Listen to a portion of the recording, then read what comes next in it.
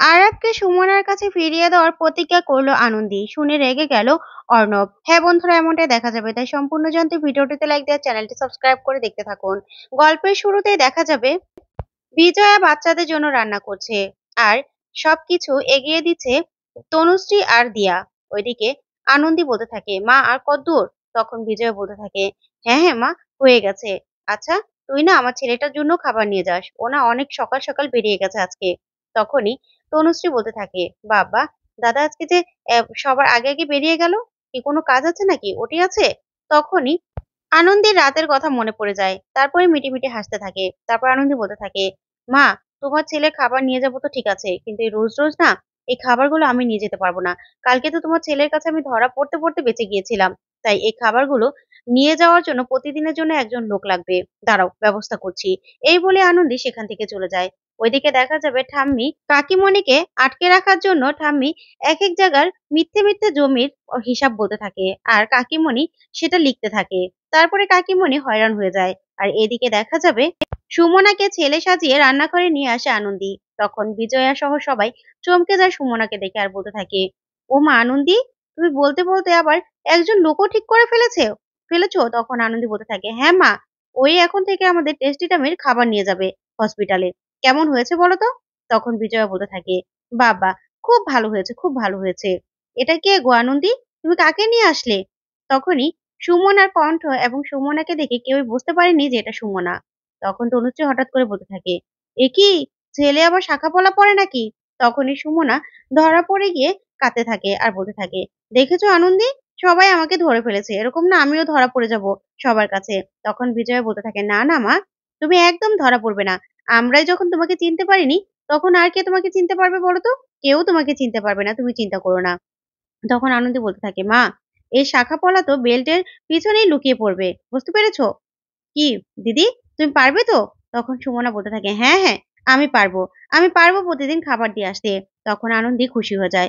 ওইদিকে ঠিক তখনই ছোট কাকিমণি চলে আসে আর এসে বলতে থাকে, ও মা, এটা কে? তখনই সুমনা সেখান থেকে লুকিয়ে পড়ে আর তনুশ্রী বলে, কই মা, এখানে তো কেউ নেই। তখন কাকিমণি বলতে থাকে, আমি স্পষ্ট দেখলাম এখানে কেউ একজন ছিল। তখন ঠাম্মিও পিছন পিছন চলে আসে আর এসে বলতে থাকে, ছোট বৌমা, আমি তো তোমাকে মনে মনে মনে করে করে সবটা বলছি, তাই না? আমার জমি জমা আর কোথায় কোথায় আছে, তুমি এভাবে চলে আসলে কি করে হবে বলো তো বৌমা? তোমাকে দিয়ে তো সবটা আমাকে লেখাতে হবে, না হলে আমি মুখ্য সূক্ষ্ম মানুষ, আবার কখন ভুলে যাই। চলো বৌমা, চলো। কিন্তু কাকিমণি কিছুতেই যেতে চায় না আর বলতে থাকে, না, এখানে আমি অন্য একটা পরপুরুষ দেখেছি এই কিচেনে। তখন তনুশ্রী বলতে থাকে, মা, আপনি এটা কি বলছেন আপনি? না না মা, এখানে কেউ ছিল না, চলুন তো। তারপরে আনন্দী বলতে থাকে, কাকিমণি, এটা কি বলছেন আপনি? আমাদের লাহিড়ী বাড়ির কিচেনে কিনা অন্য পরপুরুষ থাকবে, এটা আপনি বলতে পারলেন? লাহিড়ী বাড়ির বউদের কি এমনই চরিত্র? তখন কাকিমণি আর কিছুই বলতে পারে না। তারপর তনুশ্রী বলতে থাকে, মা, দেখুন না, ভালো ভালো খাবার খেতে হবে তো, আপনার ত্বকটা না একদম নষ্ট হয়ে যাচ্ছে। আপনার ডিম সিদ্ধ, ভালো ভালো পুষ্টিকর খাবার খেতে হবে। তখন বিজয় বলতে থাকে, তনু, যা, তোর শাশুড়ি মাকে তুই রুমে নিয়ে যা, আমি ওর জন্য সব খাবার রেডি করে পাঠিয়ে দিচ্ছি, ঠিক আছে? তারপরে এই বললেই তনুশ্রী সেখান থেকে নিয়ে চলে যায় কাকিমণিকে।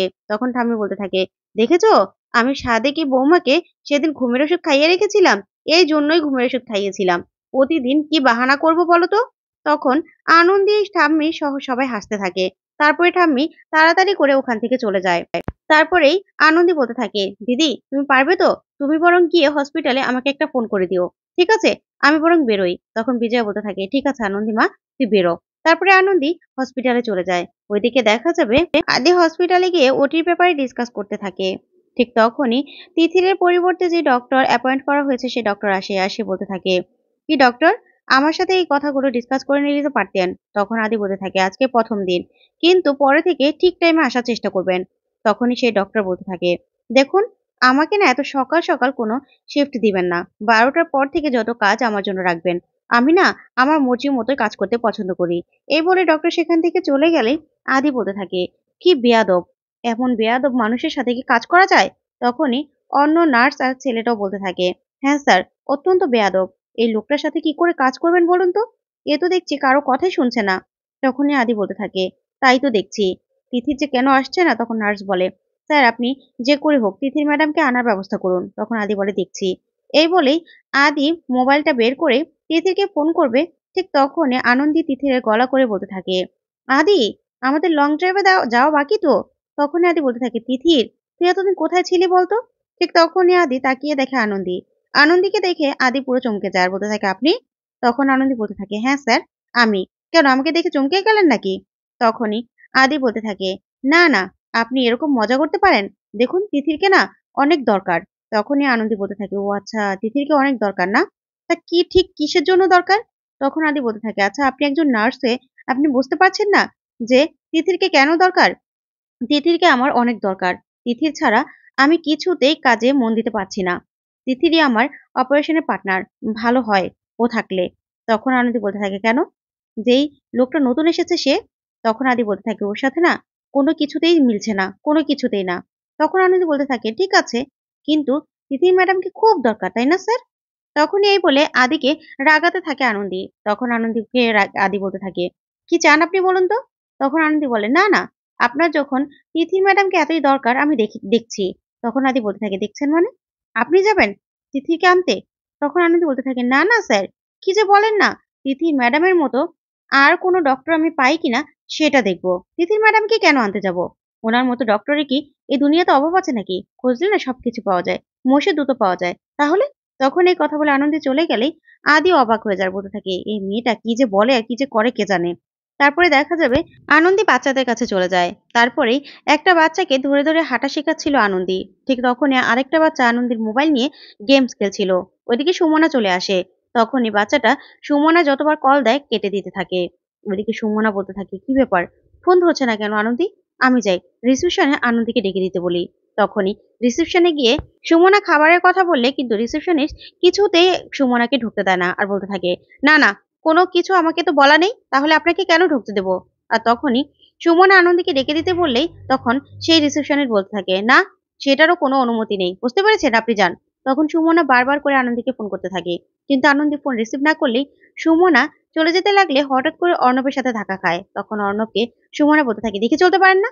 ঠিক তখনই অর্ণব চমকে যায়, বলতে থাকে, কে আপনি বলুন তো, আপনার গলাটা কেমন চেনা চেনা লাগছে।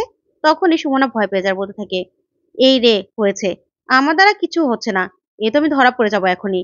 তখনই সুমনা এদিক ওদিক ঘুরতে থাকে, কিছুতেই অর্ণবের মুখোমুখি হয় না। সুমনার দাড়িটাও একটু একটু খুলে যায়।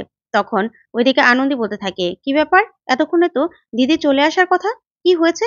তারপরে অনেকবার ফোন করলেও সুমনা না ধরলে আনন্দী বলতে থাকে, না না, কিছু একটা গর্ব তো হয়েছে, আমি যাই। ওইদিকে তখন আদিও চলে আসে। তখন অর্ণব বলতে থাকে, দেখ না, উনি নাকি খাবার নিয়ে এসেছে, কিন্তু কি খাবার এনেছে, কোথায় যাবে সেটাই বলতে পারছে না। তখন আদি বলতে থাকে, আপনি কে? ঠিক তখনই সেখানে আনন্দী চলে আসে। আনন্দী এসে সুমনাকে বাঁচিয়ে সেখান থেকে নিয়ে যায়।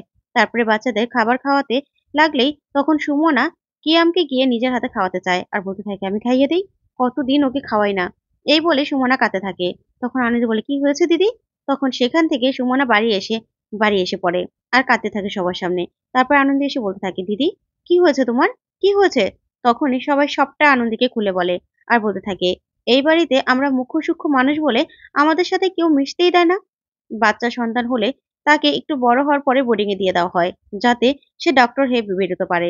তেমনি সুমনা তার ছেলেকেও দেখতে পাচ্ছে না। তখনই সুমনা গিয়ে নিজের ছেলে ছবি নিয়ে আসে আর আনন্দীকে দেখাতে থাকে আর বলতে থাকে, দেখো আরাব, ওকে তো তুমি এখনো দেখোনি, ও না বোর্ডিং স্কুলে পড়ে। আমিও না কতদিন হয়ে গেছে ওকে দেখি না, জানো, ও মনে হয় আমাকে ভুলে গেছে। তখন আনন্দী বলতে থাকে, এটা কোনো কথা বললে দিদি, নিজের মাকে কেউ ভোলে? তখনই আনন্দী বলতে থাকে, তোমার যখন ওকে এত মনে পড়ছে তাহলে তুমি একটু ফোন করে কথা বলে নাও না। তখনই সুমনা বলতে থাকে, আমাদের যে কথা বলার বারণ, আমাদের আমাদের সাথে কথা বলতে দেয় না। তখনই আনন্দী বলতে থাকে, এবার বাড়িতে আসলে না সবকিছু ঠিক হয়ে যাবে দেখবে। তখন বিজয় বলতে থাকে, না না আনন্দী, আমাদের সাথে কথা বলতে না করে দেয়। বাচ্চাটাকে বুঝিয়ে দেয় যে আমাদের সাথে কথা বললে ও মুখ্য হবে। তখন এই কথাগুলো শুনে আনন্দী খুব কষ্ট পেতে থাকে। তারপরে আনন্দী সেই স্কুলে ফোন করলে স্কুলের পিয়ন জানায় যে না, কোন আদিদেব লাহিড়ী আর অর্ণব লাহিড়ী ছাড়া কারো সাথে কথা বলতে দেওয়া যাবে না। যা শুনে আনন্দী চমকে যায়। তারপরে আনন্দী প্রতিজ্ঞা করে, যে করে হোক আরাবকে সুমনার কাছে ফিরিয়ে দেবেই। তো বন্ধুরা, আনন্দী কি পারবে আরাবকে সুমনার কাছে ফিরিয়ে দিতে? তোমাদের কি মনে হয়, কমেন্ট করে জানাও। ধন্যবাদ।